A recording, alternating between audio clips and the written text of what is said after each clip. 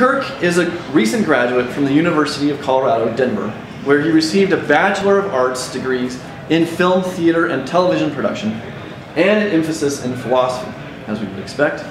He is now in his third year studying philosophy and objectivism at the Objectivist Academic Center through the Ayn Rand Institute. He's also an accomplished two-year member of the local Liberty Toastmasters Club, which I've also been a part of, and which Brad started. Yeah, several of us here are involved in this club, so we've had a great opportunity to see Kirk develop from his early speeches to his more confidently or something. Early Barbera or something like that. The same is definitely true of myself. Kirk leaves for California this Thursday, where he will begin a new job at the Ayn Rand Institute as their Student Relations Coordinator for their Education Department.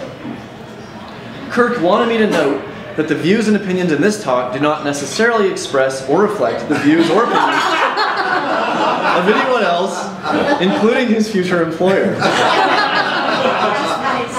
Kirk's talk on the Fountainhead discusses a crucial idea flowing through the Fountainhead, and indeed through all of Ayn Rand's novels, the benevolent universe premise. Kirk will discuss that premise, what it means, and why it is important to you. So please welcome my friend, Kirk Barbera.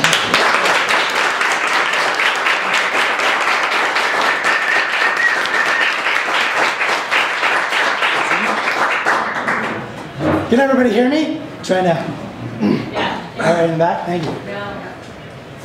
What is it that allows one man to succeed and another man from an identical background to fail or languish in a puddle of mediocrity? What is it that allows one man to succeed and another man to fail, from a similar background, to fail or languish in a puddle of mediocrity? This is the question that I asked myself at the age of 16. And it is one that I continually ask, and one that I will continue to ask to the end of my days. And today, I would like to share with you a few of my thoughts on this topic up to this point in my life. Now, have any of you ever heard any of the following expressions? The world is a depraved place filled with eyesores. Happiness is succor to your noble brethren. Life on earth is unimportant.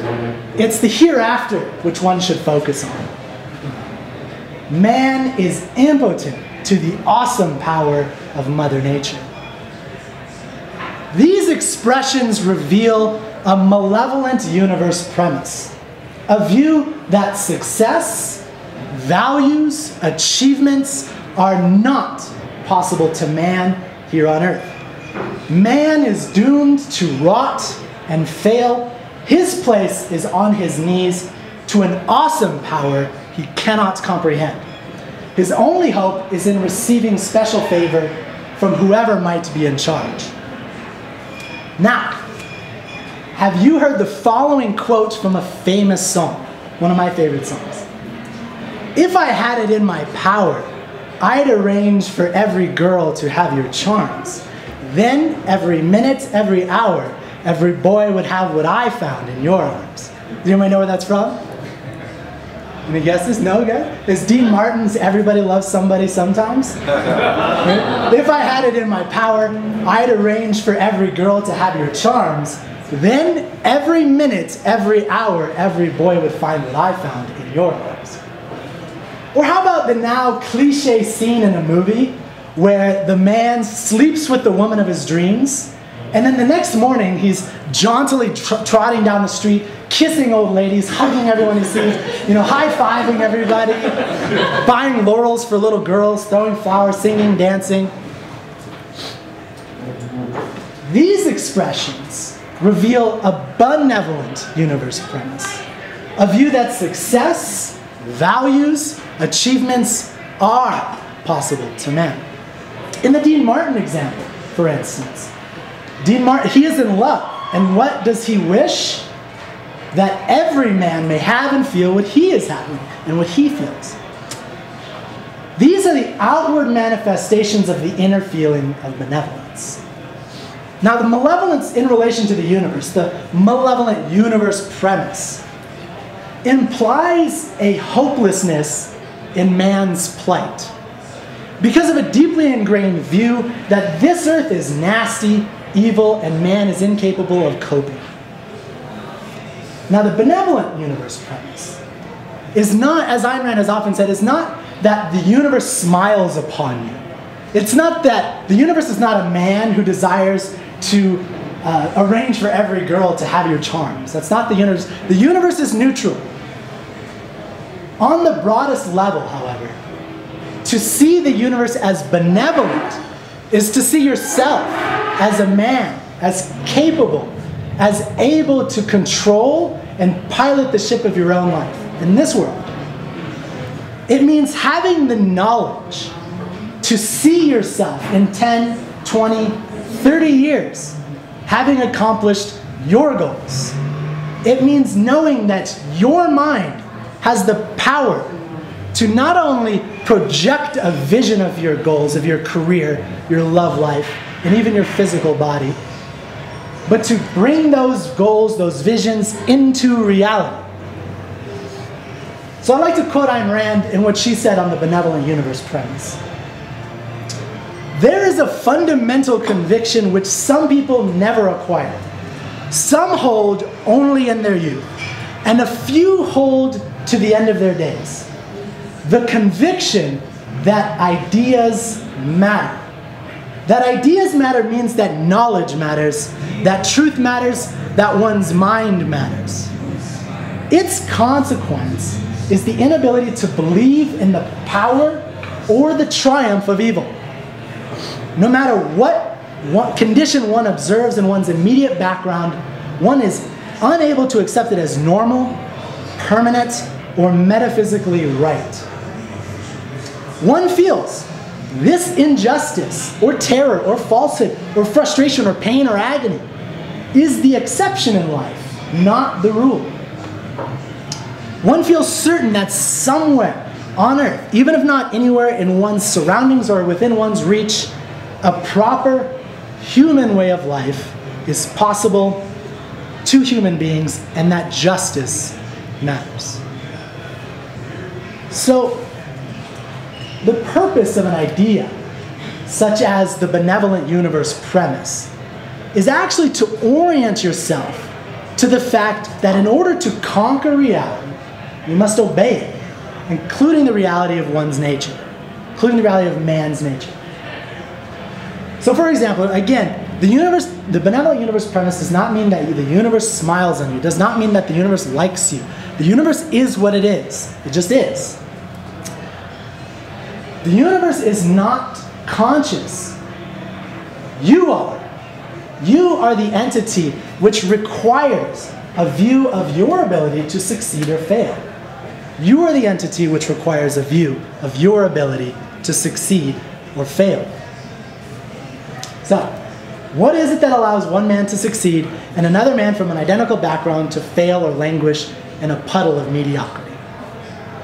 I say one of the largest factors is this universal premise. One of the largest factors. Now, of course, a man's particular talents, his particular body, his particular specific mind do matter. However, if a man never truly believes success is actually possible, then he will not ever start to do the things necessary to achieve his goals, to do what is necessary to accomplish what is possible for his success. So an example that I like to give is, imagine you're at work and your boss, who's prone to flights of fancy, puts a project on your desk and he says, do this. And you roll your eyes. And you're like, this is ridiculous. It's just another one of my boss's crazy ideas that popped into his head. Now, you never believed that project is achievable, that you can do anything with it. So how successful is that project going to be? Probably not very successful. You'll never think, what goals are necessary to make this project happen? What ends do I need to accomplish, and what means do I have to do to bring those ends about? What personnel do I need? What's my product? You won't think about any of those things because you think it's a stupid idea. You don't think it has any chance of success. As a matter of fact, I would say a large portion of what a leader does is inspires the people within their organization that what they are doing is possible, that they can accomplish something, that it can be achieved. Otherwise, they can never work all those years, all those months without anything until they get that final product. That's, I think, what a large part of what a leader does. So, for example, I think the major difference between Steve Jobs and the majority of people is this universal premise. Steve Jobs was a genius, but he wasn't born one. If he was born one, he would have invented the iPhone when he was born, but he didn't. He made himself a genius. And as a matter of fact, watch his that commemoration speech where he received his PhD or honorary PhD. Steve Jobs knew at a really young age that success and achievement and values were possible, that he could achieve despite whatever setbacks he might have, despite wherever he came from. So I'd like to quote really quickly Ayn Rand in conjunction with her art, and what she was talking about is man's character. And she said man's character is the product of his premises. I had to define and present the kinds of premises and values that create the character of an ideal man and that motivate his actions. Now, Ayn Rand's first projection of an ideal man was Howard Rourke. And just to give you a little taste of what Howard Rourke and how he became, or how Ayn Rand drew him from the premises, and one of the major premises is the benevolent universe premise. And I'm just going to quote real quick from the beginning of the Fountainhead. Howard Rourke laughed. He laughed at the thing which had happened to him that morning and at the things which now lay ahead. He knew that the days would be difficult. There were questions to be faced and a plan of action to be prepared. In order to achieve success, happiness, and a complete serenity on this earth, you must look at the world as Rourke does. Rourke, for example, struggles through most of the novel to build the buildings that he desires. No one gives it to him. They almost all oppose him. Rourke, however, laughs at many of the instances of evil done to him. For example, toward the end of the novel, Rourke finally receives a fantastic commission to build a resort in Monadnock Valley. Now, Rourke has a very unique vision on how this resort should be built. Rourke believes that the types of customers he's going to attract want privacy. They want a place to relax away from people, which is completely contrary to what everyone believes is necessary for a successful resort. Howard Rourke, however, for some inexplicable reason he doesn't know, receives the resort and he can build it his way. And he does. However, he does, and despite the criticism, Howard Rourke builds the resort and it becomes so successful that each unit is booked a year in advance. However, soon thereafter, Stephen Mallory, who is Howard Rourke's friend, comes to tell Howard Rourke why he received the commission, why Howard Rourke was chosen as the architect from the people who own the resort. I'm going to read it real quick from just a little snippet of Stephen Mallory telling Howard Rourke why he received it. It was a huge fraud. They sold 200% of the place. They got twice what it cost them. They were certain it would fail. They wanted it to fail. They expected no profits to distribute. They had a nice scheme ready for how to get out of it when the place went bankrupt. They were prepared for anything, except for seeing it turn into the kind of success it is. And they couldn't go on, because now they'd have to pay their backers twice the amount they'd earned each year. And it's earning plenty. Howard, don't you understand? They chose you as the worst architect they could find. Howard threw his head back and laughed. Now, Stephen Mallory goes on to rant against the evils of society. If you know the character, you know he does that a lot. And he rants against the roots of evil and everything that's wrong with society. When he's done, Howard asks him this: when will you stop thinking about that? About the world and me? When will you learn to forget it? Rourke's view manifests itself in the view, his view that success is possible, manifests itself in the view that evil is impotent. That the only power you can give to evil is to sanction or to acknowledge and fear it. So, going back to me, when I was 16 years old, I wanted to know what future was possible to me. And at 17, luckily I read The Fountainhead. I quickly laid out a plan for my entire life. And one of my major goals was to become a motivational speaker. Now, in a minute I'll talk about how my goals have changed, but I think you'll notice that my goals, while they've been tweaked and broadened and expanded and changed a little bit, essentially I think they're really similar to when I was 16, 17 years old. Now The Fountainhead, the character of Howard Rourke, gave me the necessary fuel at an age when I desperately needed to know that I could achieve my values and the life that I wanted.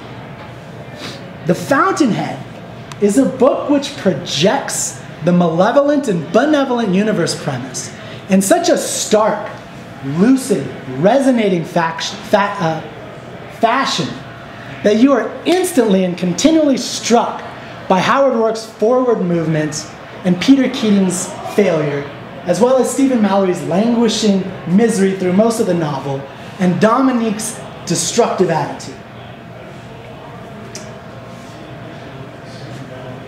To invigorate your life, to succeed in the long range, the benevolent view of the universe is vital.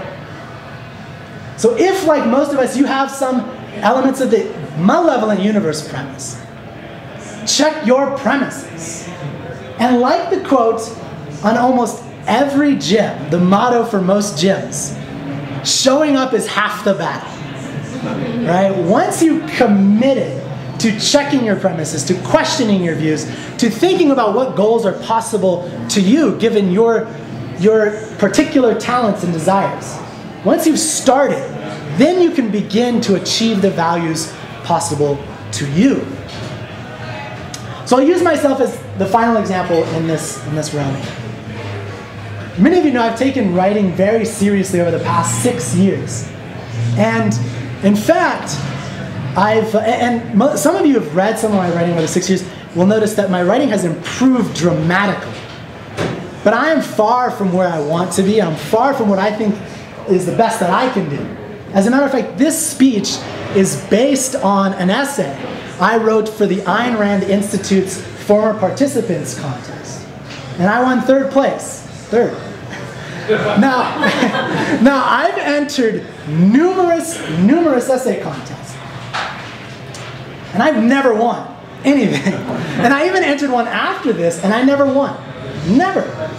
However, not once have I questioned my ability to develop a writing talent. To develop and to write the way I want.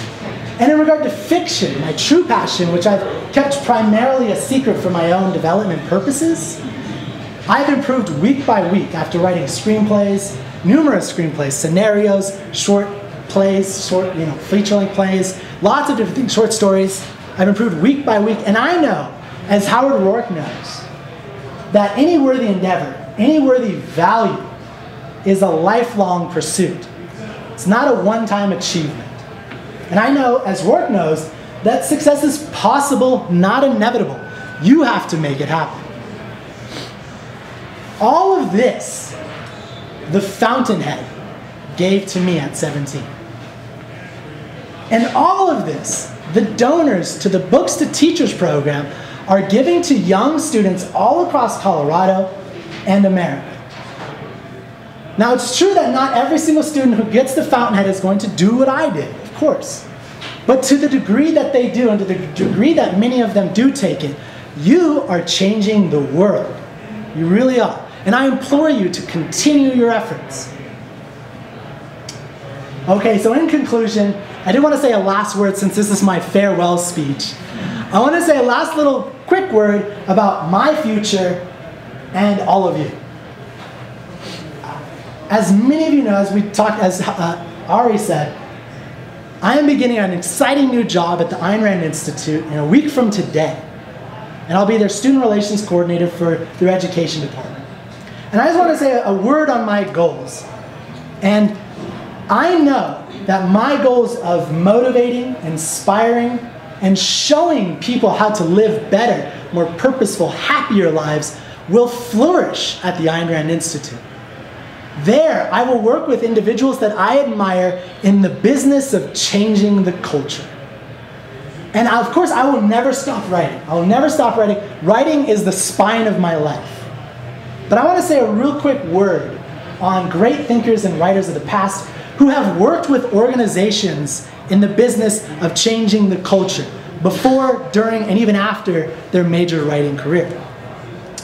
Fyodor Dostoevsky, for example, worked in the intellectual group, the Petroshevsky Circle, in trying to create social change in Russia. Leo Tolstoy did similar things. Victor Hugo worked vehemently to shape French culture, and he even developed or organized groups to speak out for freedom of press and self-governance, until he was exiled, of course. Hopefully that won't happen to me. Ayn Rand, of course, herself also worked toward a better future.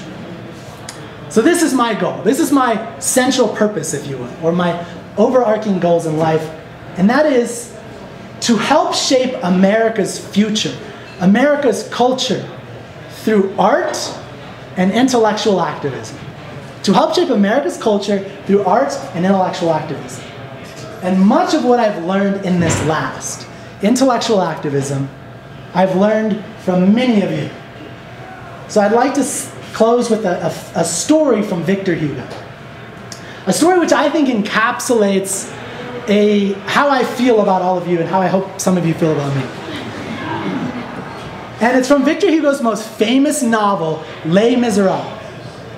At the beginning of the novel, Victor Hugo is drawing the character of the Bishop of Digne, Monsieur Myriel. And I'm sorry, I'm going to butcher French accent. I'm not French. I'm just doing my best here. And Monsieur Myriel is the catalyst, the major catalyst to reforming the very embittered ex-convict, the protagonist, Jean Valjean. It is Myriel's convictions, his steadfastness, and yes, his altruism. Also his belief in a man's ability to reform, which gives Jean Valjean the initial strength necessary to change the course of his soul. This is the character, Monsieur Myriel. The first 2 or 3 pages of the novel are dedicated to rumors about how Monsieur Myriel became Bishop of Digne. Before he was bishop, he was a priest in a small-town parish, a small-town church. And one day he was in Paris on business for his church. He was there to see Cardinal Fesch. Now, the cardinal had a nephew. That nephew was the Emperor Napoleon. Napoleon was there also to see his uncle, the cardinal. Noticing that Myriel looked at him with a certain curiosity, Napoleon turned around and said brusquely, "Who is this good man looking at me?" "Sire," replied Monsieur Myriel, soon to be Bishop of Digne, "you are looking at a good man, and I at a great one. May we both be the better for it." My fellow Coloradans, my friends, whatever side of that equation I happen to fall on, and with each of you, may we both be the better. Thank you.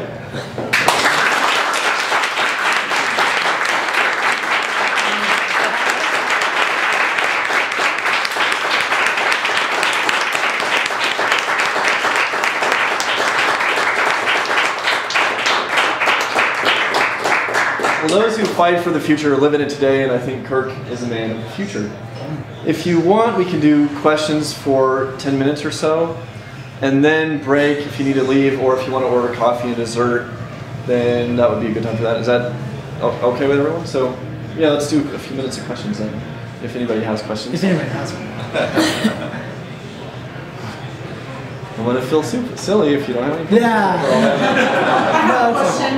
Yeah. Kirk, I think you said something when you were reading the Fountainhead about Howard Rourke asking Mallory, when are you going to stop?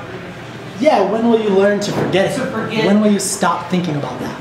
And what was he speaking about at that time?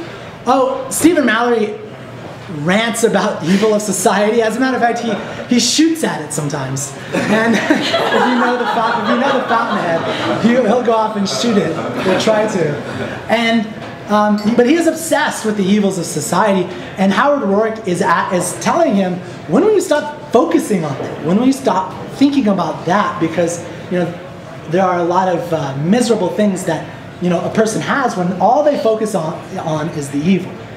And so I think an important thing to remember is that the benevolent universe premise does not mean that bad things do not happen. That's not what as a matter of fact, the quote that I read from Ayn Rand, the longer quotes about fundamental convictions and ideas matter, is from her essay, The Inexplicable, how does that go? Inexplicable Personality. Thank you, yeah, it's a little and she's talking about Russia and the evil things that are happening there, but how some individuals can hold on to that vision that somewhere on earth there's a place where values are possible, that this is not what life is. Even if it means my death, this is not what life is. And I think that's a view that is really important for all of us to think about more often.